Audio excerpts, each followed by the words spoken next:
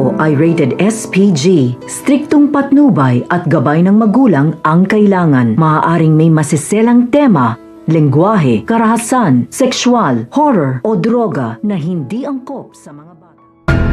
Matapos nga ng makaharap nga muli nito ni Tanggol ang kanyang maamahan na si Rigor, ay desidido na nga siya, naggagawin niya nga ang lahat upang makatakas nga siya, at wala na nga siyang kinakatakutan pa dahil na nga rin gustong gusto na nga rin niya na makatakas at mahanap nga raw ang asawa nga nito ni Mokang, na kung saan ang alam nga niya na ito nga ang pumaslang nga rito at ang nagpahirap nga dito, kaya naman ito nga ang kanyang babalikan. Sa kabilang banda naman nga ay makikilala nga nito ni Tanggol ang isang bagong preso na makakasama nga niya, tutulong sa kanya upang makatakas at umasenso at umangat sa buhay.